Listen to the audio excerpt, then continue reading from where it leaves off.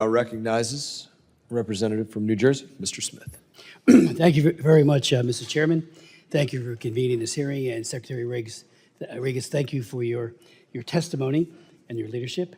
A couple of questions. You know, Marco Rubio, Secretary Rubio, gave a very interesting turn of a phrase when he said global spanning NGOs are part of an industrial complex at taxpayers' expense. I thought that was, you know, no matter what the organization is, you got to make sure that the groups that we fund, the taxpayers subsidize, are doing the job and they're doing it efficiently, effectively, and inside the parameters of what the mandates are. So I thought his comment, which I read on the State Department's website, was excellent. Hey, Patriots. Welcome back to America First, your home for unfiltered conservative commentary that puts our nation first. If you're tired of the mainstream media covering up government waste and corruption, then you're in the right place. Make sure to hit that like button and subscribe, because we're going to keep bringing you the truth they don't want you to hear.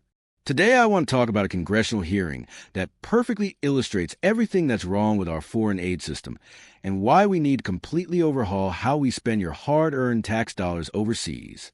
Representative Chris Smith from New Jersey was questioning Secretary Rubio about the massive industrial complex that has grown around foreign aid. And folks, what he revealed should make every American taxpayer furious. Let me ask you a question. You know, you talked about in your testimony about the 1,500 office units in the U.S. For an organization that implements foreign policy. And I'm not sure totally what that means, but I know when I wrote a law back in the year 2004 on microcredit lending, we were trying to help the poorest of the poor, those making less than $1 a day, and we had a great bill, totally bipartisan with my colleagues, and all of a sudden, K Street weighed in and they wanted their cut. And I was outraged by it. And we ended up, when we got it over to the Senate, we lost. They had to get their piece of it at the expense, in my humble opinion, of the poorest of the poor. And I'm not sure if that's what you're talking about, but, you know, are these people, you know, maybe they mean well, but boy, some of the NGO leaders get unbelievably large salaries, 3 and 4 times what any member of Congress might make. And I wonder about that kind of subsidization for them. So maybe you want to speak to that. And as part of modernizing the department, what steps are being taken to monitor U.S. foreign assistance to avoid waste, fraud, and abuse? If you could speak to that as well. And one last thing, that for 4 years, I tried desperately to get information out of the U.S. Department of State and especially USAID about monies that were flowing, not only to PEPFAR, but elsewhere. What are we doing? Who are we subsidizing? How much are they getting? And especially, what are their sub-grantees getting? It was like pulling teeth. I would get these spreadsheets that weren't worth the paper they're printed on.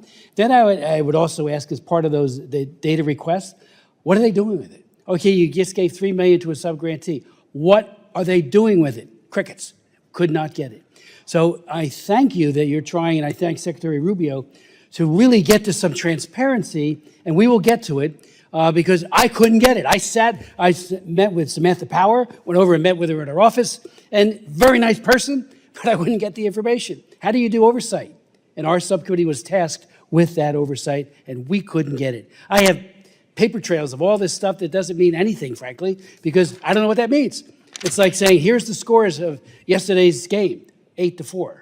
3-2. Who are they? We had no idea, and what they were actually buying with U.S. taxpayer funds. So the transparency issue is, to me, so extremely important. I know you're focused on that. And finally, just let me ask you, if I could, the Deputy Secretary of Management Resources advises the Secretary on the Department's participation in the National Economic Council and interagency economic policy matters. Is that not the role for the Undersecretary for Economic Affairs or the department's chief economist? So thank you for that question, Congressman. With respect to foreign aid, you know, we've gone through, and I've got a whole list in front of me, and this has been articulated, I think, previously with respect to how money from USAID was being spent on all kinds of things that were completely unjustifiable. What we've proposed in the FY26 budget is the America First Opportunity Fund. I know, you know, that got some criticism from the ranking member on that, but I think what we What that proposes to do is to ensure democratic accountability on how those funds are being spent. You see the president every day in front of the cameras taking questions from the media in the Oval Office, in cabinet meetings, when he's about to get on his plane, when he gets off his plane. He's completely accessible. The secretary is as well. And if anyone wants to ask a question about how foreign assistance money is being spent or how dollars from that fund are being spent to advance America's interests, they have an opportunity every single day to do that. By contrast, how these funds were spent at USAID, nobody knows who to ask why those monies were spent or who made the decision to spend money on, $1 million for voter ID in Haiti. I mean, there's page after page here I have of examples like that. With respect to your question on the role of the Deputy Secretary for Management and Resources, this position provides sort of strategic oversight of the management and resources of how the department conducts its affairs, with oversight, primarily of the M Bureau and of the F Bureau, but really department-wide. These other bureaus and officers are the action officers for those, taking care that that strategy is effectively delivered down the chain of command in what they do every day. Let me start with this bombshell that Smith dropped. He tried for 4 years, for entire years, to get basic information from the State Department and USAID about where our money was going. Think about that for a second. A sitting congressman, whose job it is to provide oversight of government spending, couldn't get answers about how billions of your tax dollars were being spent. When he finally got some documents, they were essentially worthless spreadsheets that told him nothing about what these organizations were actually doing with our money. This is a swamp at its absolute worst, and it shows you exactly why we needed President Trump back in office. Smith even mentioned meeting with Samantha Power, who was running USAID under the Biden administration, and she wouldn't give him the information either. This is your government operating in complete secrecy while spending your money on projects you would never approve of if you knew about them. Now here's where it gets really infuriating. Smith pointed out that many of these NGO executives are making 3 to 4 times what members of Congress make. We're talking about salaries in the hundreds of thousands, maybe even millions, all funded by you, the American taxpayer. These people are getting rich off of foreign aid while claiming to help the world's poor. It's a complete scam, and it's been going on for decades.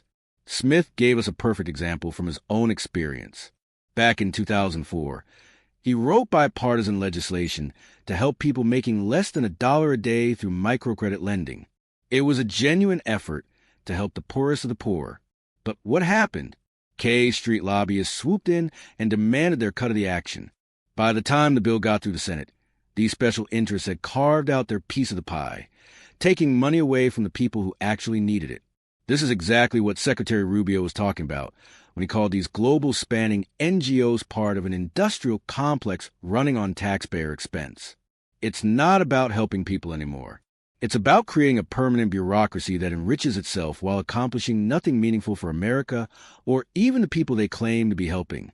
The Secretary mentioned some absolutely outrageous examples of waste. $1 million for voter ID in Haiti. Think about that. We spent $1 million on voter ID in a foreign country, while Democrats fight tooth and nail against voter ID requirements here in America. You can't make this stuff up. This is why the America First Opportunity Fund that the Trump administration is proposing makes so much sense. Instead of having the shadow bureaucracy spending money with zero accountability, every dollar will be subject to direct oversight. When President Trump or Secretary Rubio make decisions about foreign aid, they have to answer to the American people every single day. They're in front of cameras, taking questions from reporters, being held accountable for their decisions. Compare that to the previous system where nobody even knew who to ask when millions of dollars got wasted on ridiculous projects. That's not how a constitutional republic is supposed to work.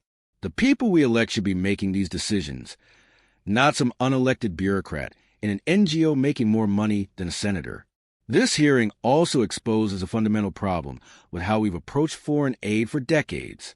We've created this massive industry of professional do-gooders who have every incentive to keep problems going because solving them will put them out of business. They write grant applications, they attend conferences, they produce reports. But what are they actually accomplishing for America's interests? The truth is, Much of our foreign aid has been actively working against American interests. We've been funding organizations that promote policies overseas that Democrats can't even get past here at home. We've been subsidizing anti-American propaganda, while our own communities struggle with real problems that need real solutions. Smith's experience trying to get information shows you exactly why the deep state fights so hard against transparency. They know that if the American people saw how their money was really being spent, there would be a revolution at the ballot box. They depend on operating in the shadows, using complex bureaucratic structures to hide their activities from public scrutiny. This is bigger than just foreign aid, though. This is about restoring constitutional government and democratic accountability. When unelected officials can spend billions of dollars without having to justify their decisions to people who earned that money, we don't have a republic anymore. We have an administrative state that operates according to its own interests, not the interests of the American people. The good news is that we now have leadership that understands this problem and is committed to fixing it. President Trump and Secretary Rubio are bringing transparency and accountability back to foreign policy. Every dollar spent will advance American interests, and every decision will be made by people who answer directly to the American voters. But we can't let our guard down. The swamp creatures who have been getting rich off the system aren't going to give up without a fight. They'll use their allies in the media to attack these reforms as isolationist or cruel. They'll claim that cutting off their gravy train will somehow hurt poor people around the world, even though the evidence shows these programs have been failures for decades. That's why channels like this one are so important. We have to keep pressure on our elected officials to follow through on these reforms. We have to keep educating our fellow Americans about how their money has been wasted.